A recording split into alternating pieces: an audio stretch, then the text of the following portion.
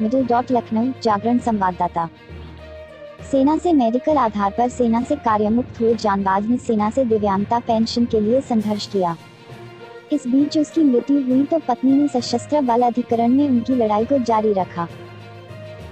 आखिर 33 साल के बाद सशस्त्र बल अधिकरण ने दिवंगत पूर्व सैनिक की पत्नी को दिव्यांगता पेंशन के आदेश सेना मुख्यालय को जारी कर दिए हैं। 4 महीने में इसका भुगतान न होने पर 8% का ब्याज वादिनी को देना होगा। वादिनी आशिया बेगम के पति हिदायतुल्लाह सन 1965 में सेना में भर्ती हुए थे। उनको सन 1988 में लगभग 23 वर्ष की सेवा के पश्चात सेप्टिक थ्रोम्बोएम्बोलिज्म की बीमारी हो गई। सेना के मेडिकल बोर्ड ने यह कहकर उनको कार्यमुक्त कर दिया कि इस बीमारी का सेना से कोई मतलब ही नहीं है।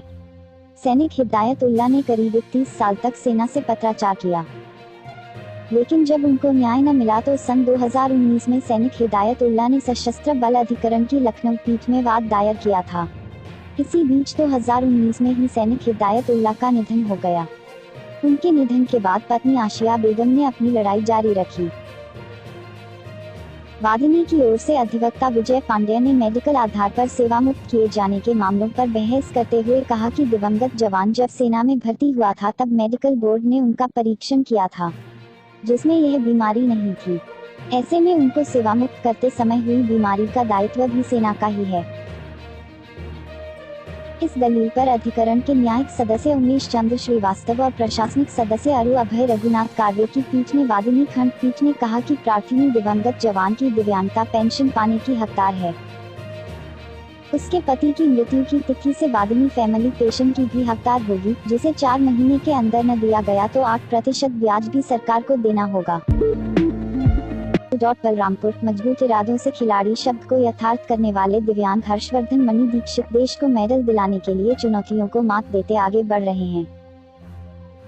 मार्च में विशाखापत्तनम में भी राष्ट्रीय पैराबोसिया चैंपियनशिप में प्रदेश के लिए 2 स्वर्ण पदक हासिल करने के बाद अब वह हिमाचल प्रदेश के सोलन में बोसिया राष्ट्रीय प्रशिक्षण शिविर का हिस्सा बनकर देश का गौरव बढ़ा रहे हैं। यहाँ किस्मत ने साथ दिया तो वह आगामी अंतर्राष्ट्रीय प्रतियोगिताओं में भारत का प्रतिनिधित्व करेंगे।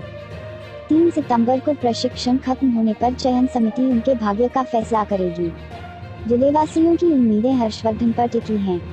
उधर स्पाइनल कार्ड इंजरी को 12 साल बीतने के बाद भी उनका आत्मविश्वास और जज्बा बरकरार है। आज भी वह हौसले की उड़ान पूरे जोश के साथ भर रहे हैं। भारतीय टीम का हिस्सा बनने को बेताब। बकौल हर्षवर्धन सोलन में चल रहे शिविर में वह कोच जसप्रीत सिंह धालीवाल व रमनदीप सिंह से प्रशिक्षण प्राप्त कर रहे हैं। चयन समिति जिन खिलाड़ियों को चुनेगी वह नवंबर में दुबई में होने वाली बोसिया क्षेत्रीय चैंपियनशिप व दिसंबर में बहरीन में प्रस्तावित युवा पैरा एशियाई खेल 2021 में भारत का प्रतिनिधित्व करेंगे। ओडिशा TGT रिक्रूटमेंट 2021 ओडिशा में सरकारी शिक्षक बनने का एक शानदार मौका सामने आया है। ओडिशा माध्यमिक शिक्षा निदेशालय की ओर से TGT शिक्षकों की भर्ती के लिए नोटिफिकेशन जारी हुई है।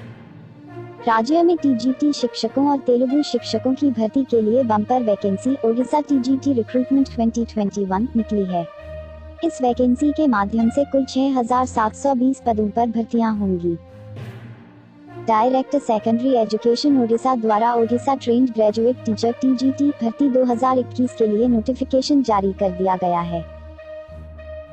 इस भर्ती ओडिशा TGT रिक्रूटमेंट 2021 अभियान के जरिए कला, विज्ञान और तेलुगु स्ट्रीम में कॉन्ट्रैक्ट के आधार पर ट्रेंड ग्रेजुएट टीचर के पदों पर भर्ती की जाएगी।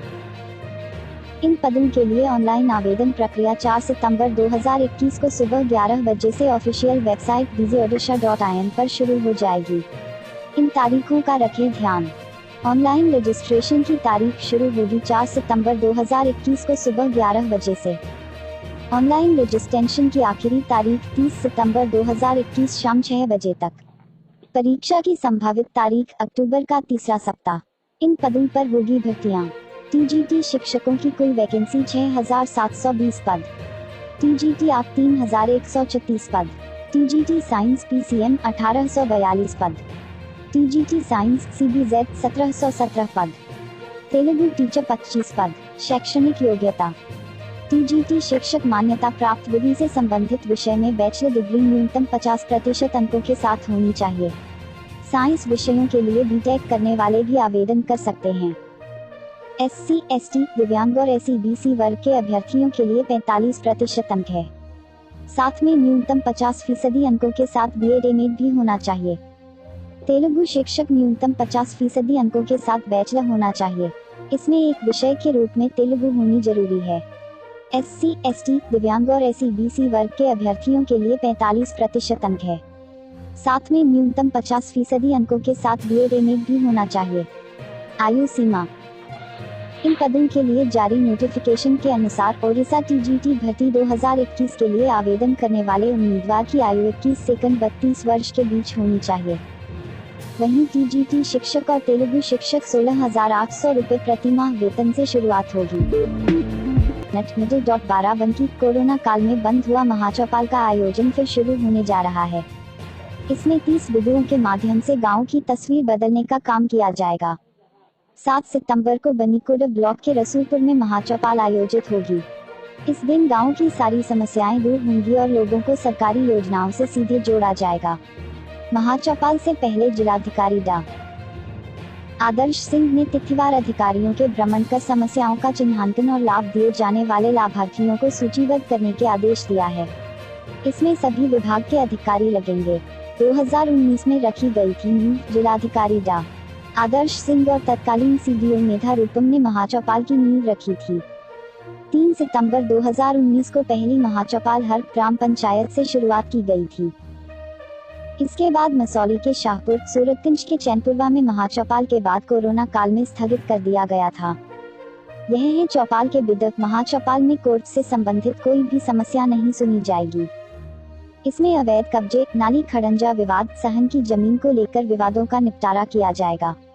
वृद्धा, निराश्रित, दिव्यांग पेंशन दिलाने के लिए आवेदन लिए जाएंगे। रास्ता, सरकारी जमीन से अतिक्रमण हटेगा।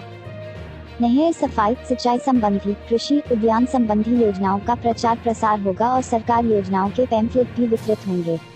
मिशन शक्ति को लेकर ग्रामीण महिलाओं को जागरूक किया जाएगा। सैफाबाद। आसपुर बेवसरा में 15 दिन पूर्व बारिश के चलते धोरहरा गांव में एक बुजुर्ग का घर चौतरफा पानी में डूबा हुआ है। पानी में चारों ओर से घिरे होने के कारण घर कभी ढह सकता है। धोरहरा निवासी राम नारायण पांड्या के मकान के चारों तरफ पानी का जलजमाव है। इस कारण बुजुर्ग का घर से निकलना दूभर हो गया है। उनसे अपनी गृहस्थी का सामान एवं पालतू जानवरों को गांव के एक व्यक्ति के घर में रखने को मजबूर है।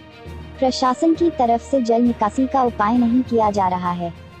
राज नारायण पैर से दिव्यांग है।